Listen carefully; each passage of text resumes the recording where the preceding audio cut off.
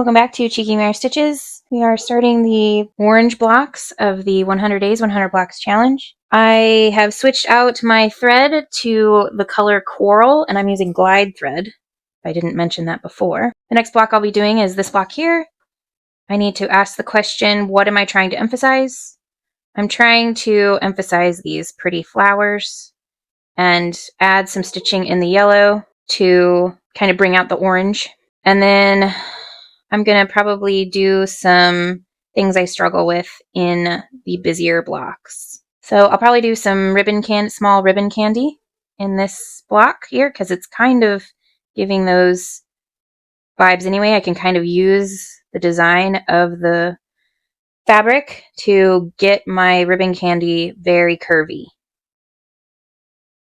And I will probably just stitch in the ditch around the orangey red color here, and then do some meandering in the flowers and come back and do some more ribbon candy on the bottom in the area where you can't see. All right, so let's get into the right place here. We want to start in the corner of this particular fabric. And the way to do ribbon candy is you are going to always start in the direction that you want to go. So ribbon candy, some people will get hung up on the start, and you know that the first curve is going to be in the direction that you're going. So the first curve is going to be out and come back in, and then curve around and make little looking figure eights. But I'm going to try and curve around the hexagons here to help me get those shapes curvy. I'll stitch in the ditch.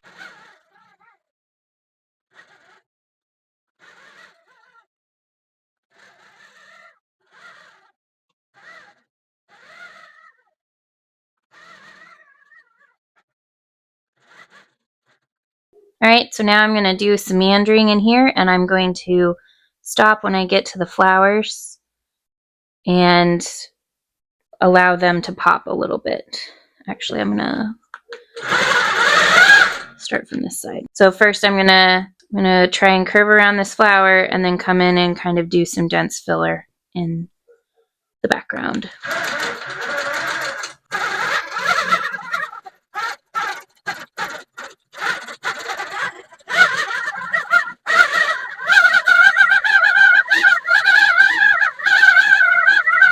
And when I'm deciding a path, I'm looking to make sure that there's always a place for me to get out or a way for me to get out by back traveling if I need to.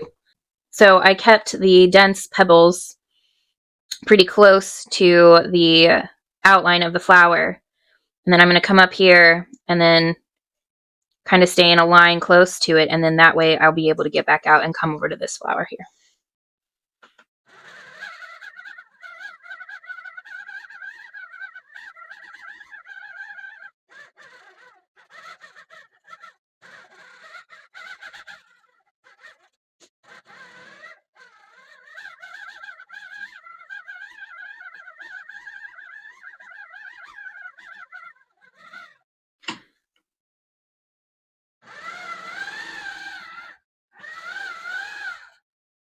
Okay, so now I'm going to do the ribbon candy again in here, and I'm going to go this way. So that means my ribbon candy is going to start going that way and curve back on itself and make some figure eights.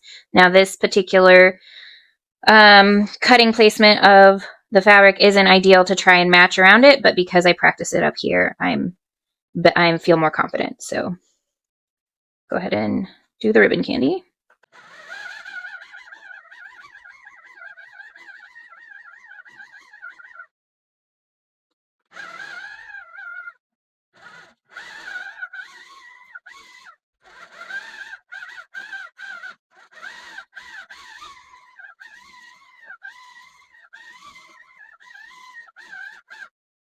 Okay, so the next block is more on the pinky orange side. And what am I going to highlight? I'm going to highlight the Chihuahua. So but I also kind of want to mimic the cloud motif that's around the Chihuahua.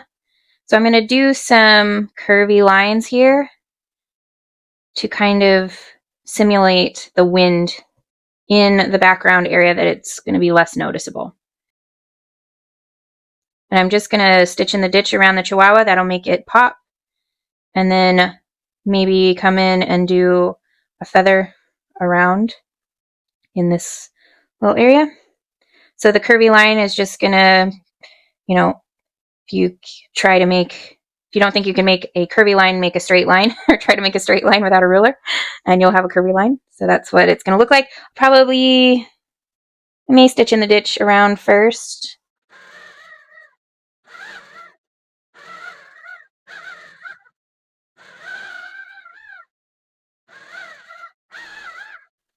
And right now I'm just going to act like this fabric is the same as this background fabric. So I'm going to do the wavy lines all the way around, just so I can have a little bit more space to practice it.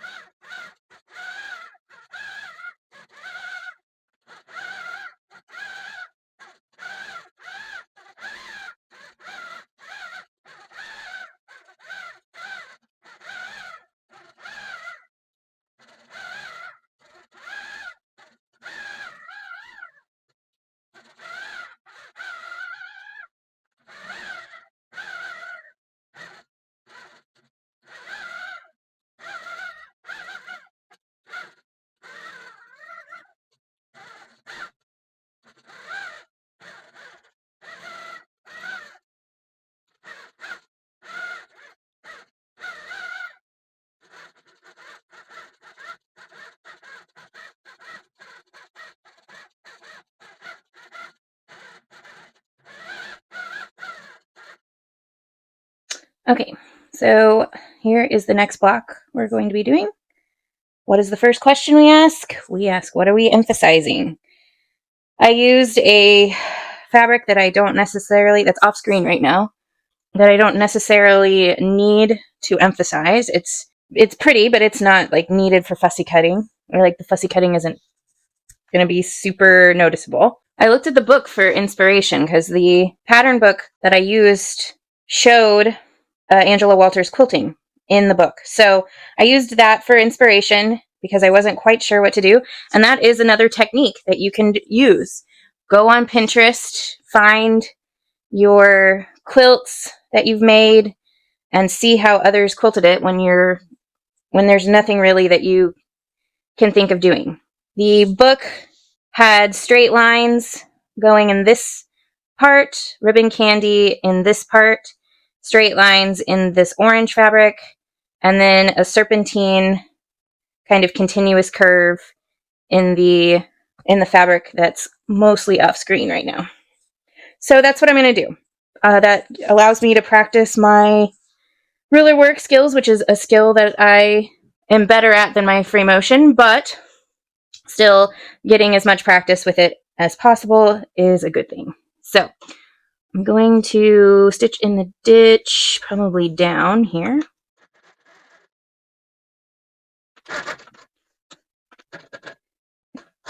I got off the line there, that's okay.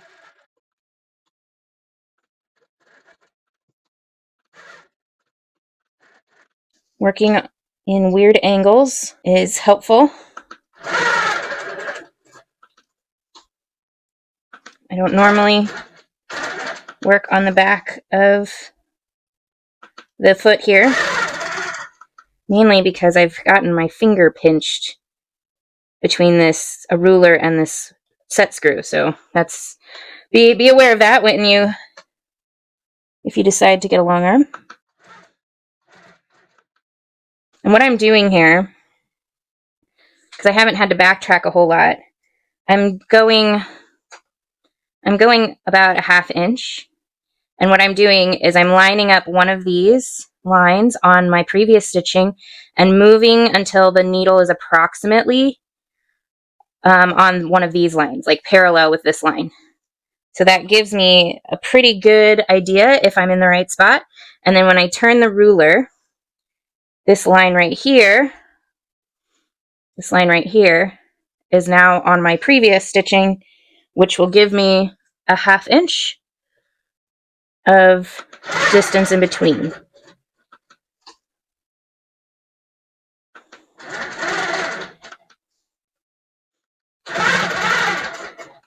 Okay, and then this is ribbon candy again.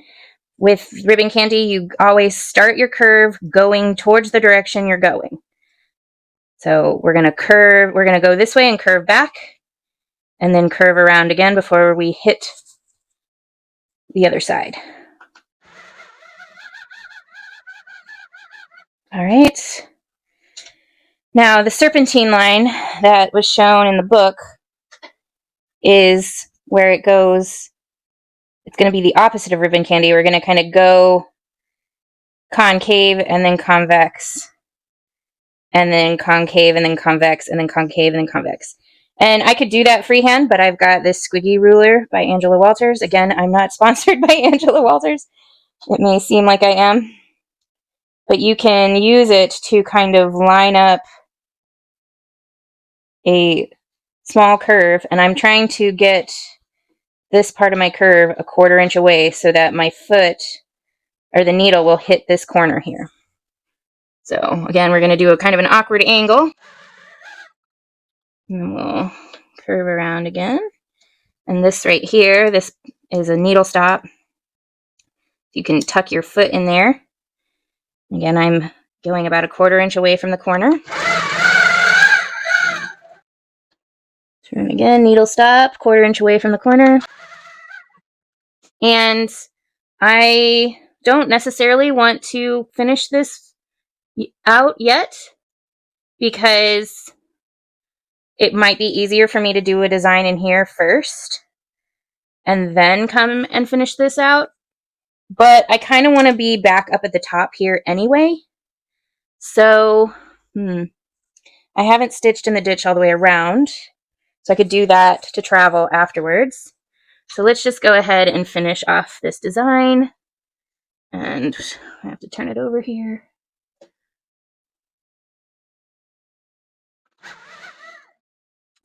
There, and that gives it just a little bit more visual interest than just stitching in the ditch, but I also used the ruler, so it is more consistent than if I just free motioned it.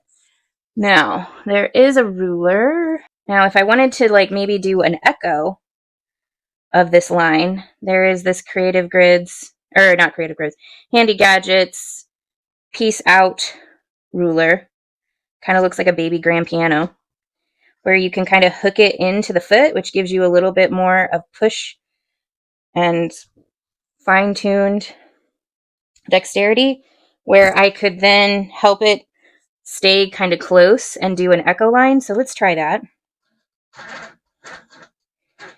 So I'm putting my foot, the edge of my foot on the previous stitching line. And now I'm going to run that stitching line, or that foot along the previous stitching line. And that will kind of give me some training wheels. The ruler is like a tricycle. It's very stable. You know, you get comfortable pedaling without having to worry about tipping over.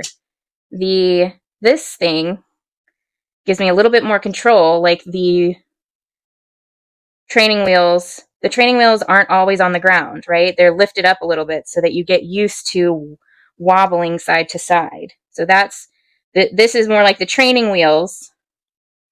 And then the free motion part is when you're just ready for the training wheels to be off. So let's try tracing our foot along this second set of stitching, or this first set of stitching, to make an echo.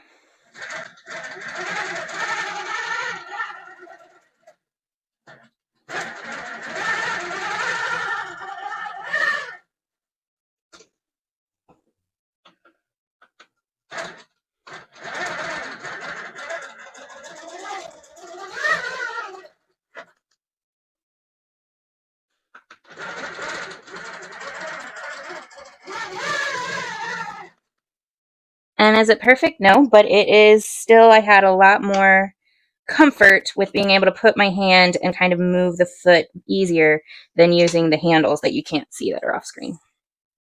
Alright, so now I'm going to stitch in the ditch down to this area and do the design.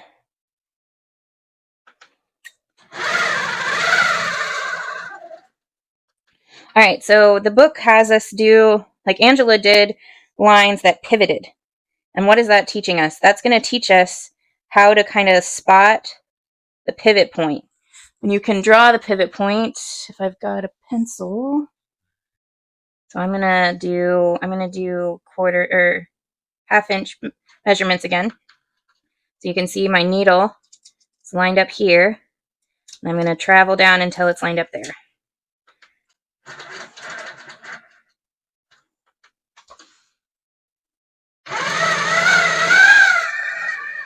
So this line is the pivot point.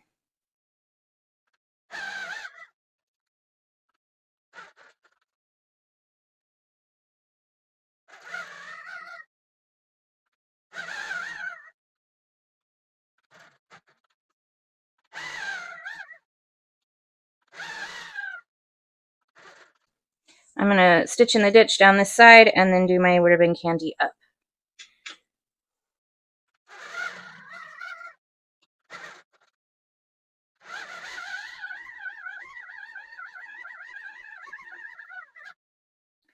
Alrighty, so that is all of the orange blocks in this particular row. So now I'm going to advance the quilt. So the next one I'm going to do is this one up here.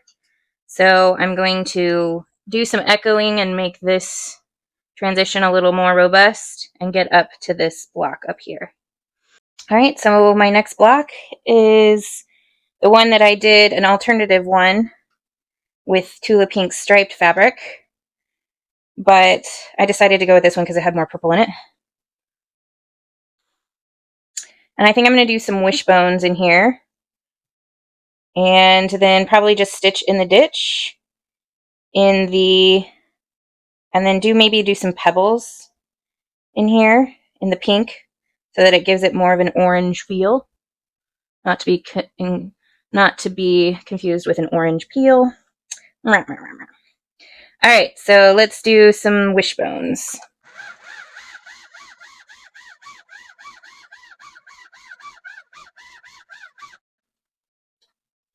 And I could have probably ended it down here, but I tried to end where I was going. So I'm gonna now stitch in the ditch up to the pink and do some pebbles.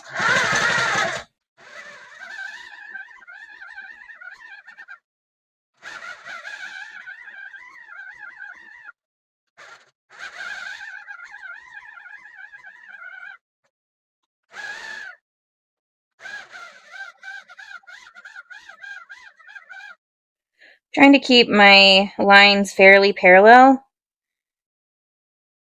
They're not exactly evenly spaced, but at least they're fairly parallel.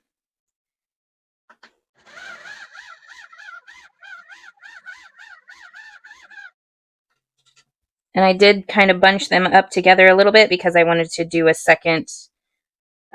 another one over here so that I could get up to where I was going.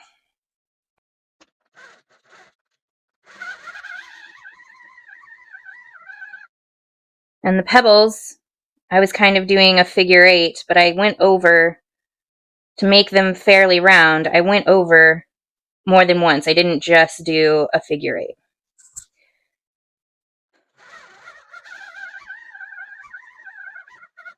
If you don't go over them again, like this one, I didn't necessarily go over again, but the backtracking wasn't quite on top of it. So it looks more like a loop-de-loop instead of a pebble. It's fine. No one's going to notice it, but that's why I was saying to kind of overlap them a little bit.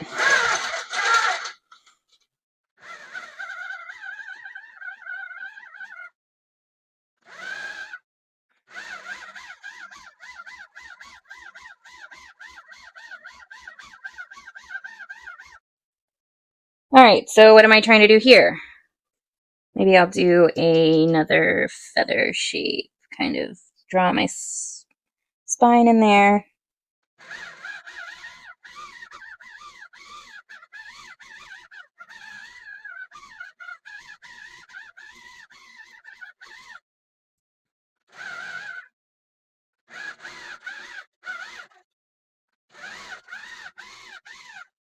So I made kind of a little bit of a mistake when I echoed the swirls in here and came in.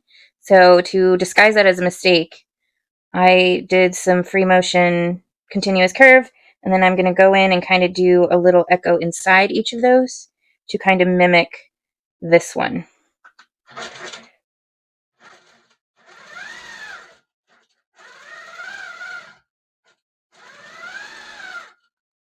There, and it's not perfect, but it's free motion, so it's going to not be perfect. I think I'm going to just stitch in the ditch around this orange square or rectangle because I'm trying to emphasize the orange in this block.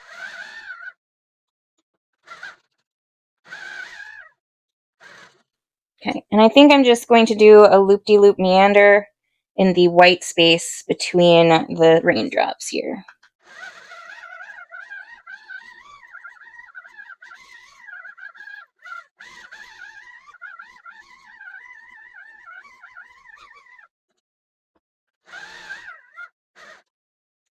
And I'm going to do just a one-sided feather in this area.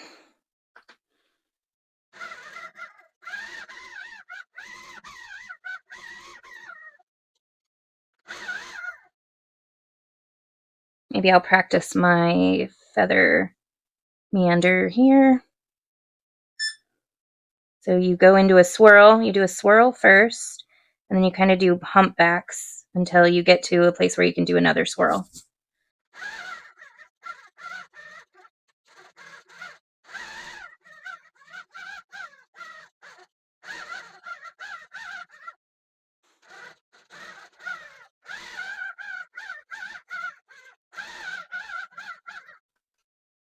You can't really see that, which is a good place to practice things that you're not necessarily comfortable with. But it is hard to see where you've been.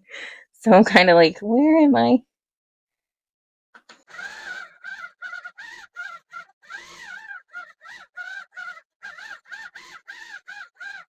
And I'm going to hop in here and just stitch in the ditch around this.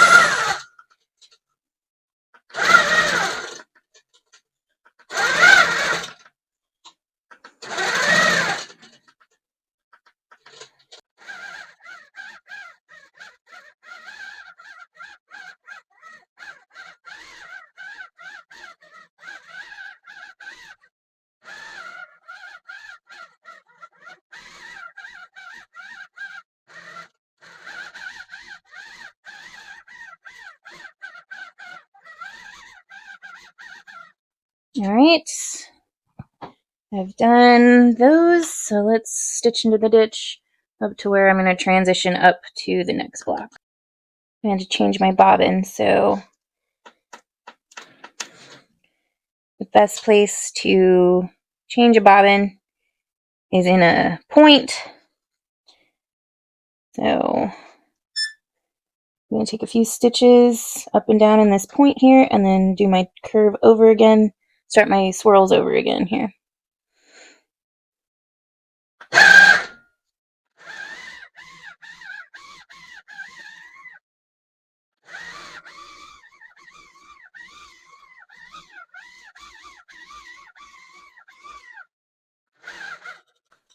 All right. So here is the fourth to last orange block. What am I emphasizing here? Gonna probably emphasize these owls, which means I'll probably just echo around them. So let's get to one here.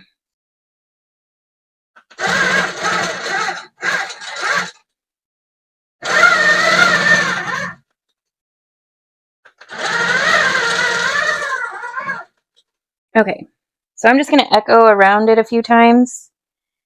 It's probably stitch in the ditch and then see if I can't like kind of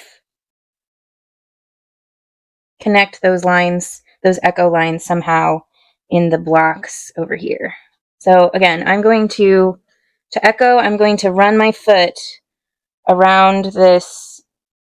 I'm going to run my foot around on this line that is the owl. And I may use this, I may not, just to see how much I need it.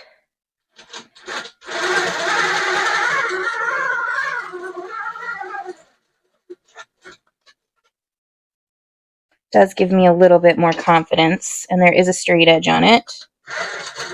So I travel up until my foot gets onto the next line of stitching here. Now I'll use this to kind of help me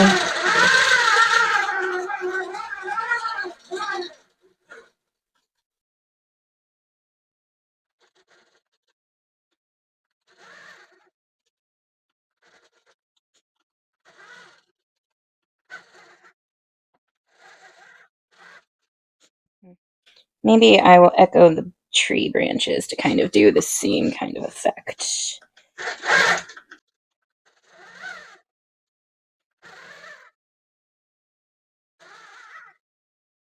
Does help me.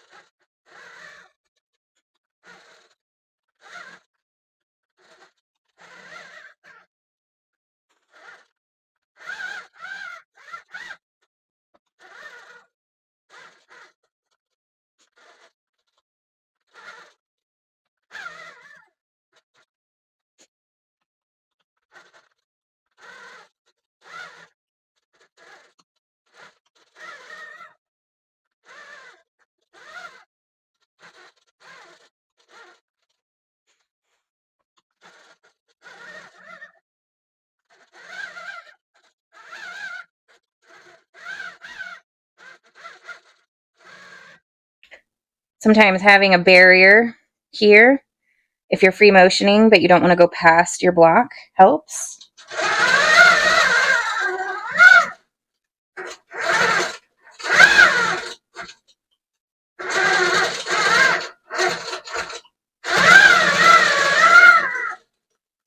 All right, I think I will tie off there because I've got 3 more orange blocks to go. What am I emphasizing? I like this fabric better than this fabric. So I'm going to tamp down this one and leave this one fairly unquilted. So I'll probably maybe do a 1/4 inch echo all the way around of this fabric, and then do something a little bit more dense in the striped fabric.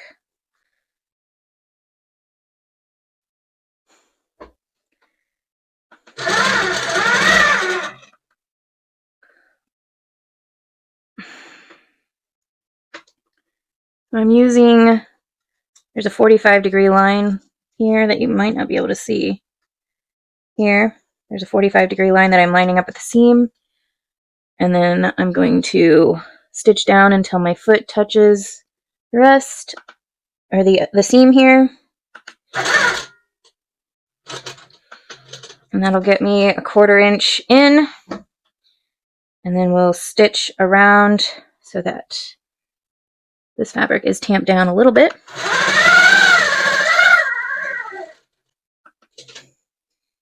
I will use the bevel. I'll bevel in here.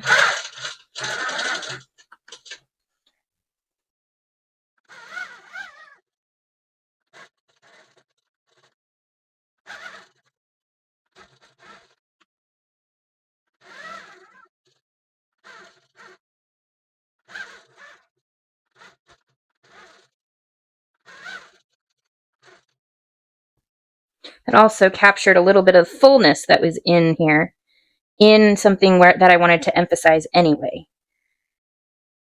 Maybe we'll do some continuous curve.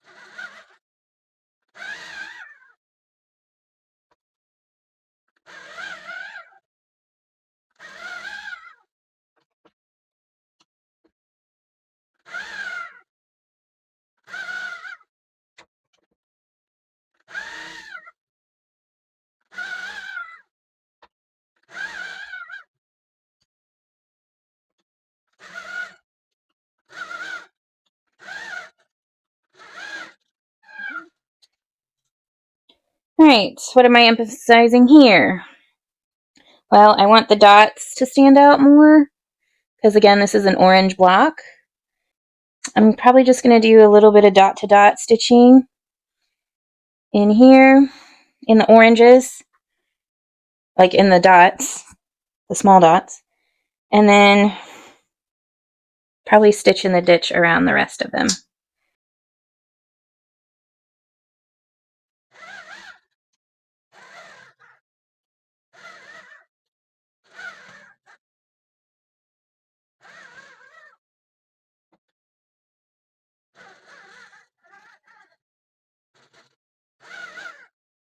So I'm going to go in and now stitch in the ditch.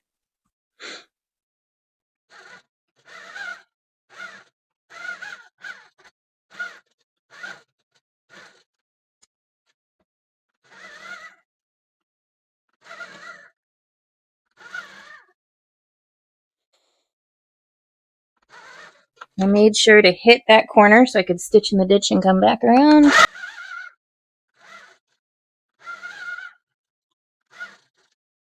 Now I'm going to make sure it's parallel with the line I previous quilted. And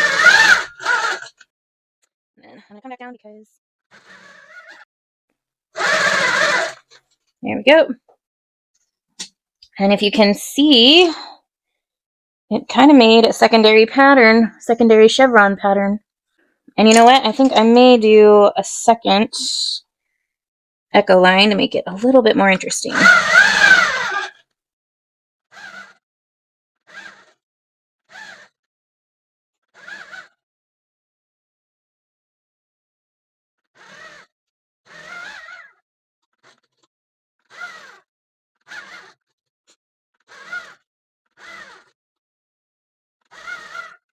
There we go.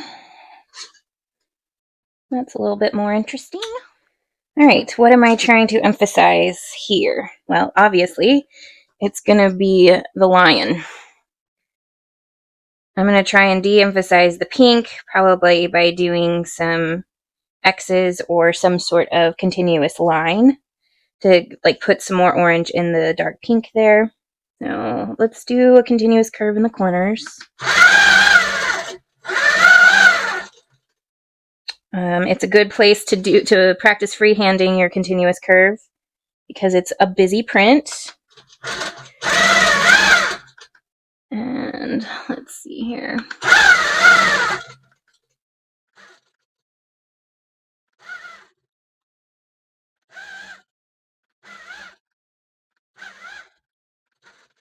I'm going to do a continuous curve all the way around there.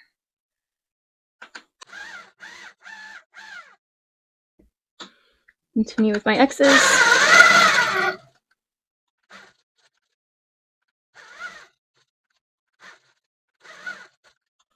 Stitch in the ditch.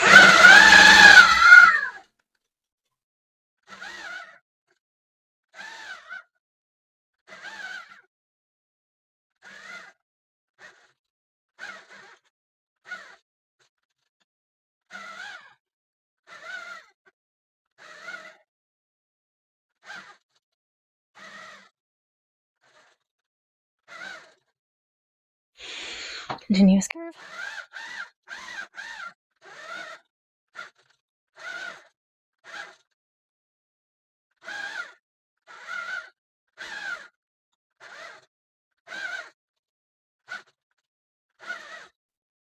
Continuous curve.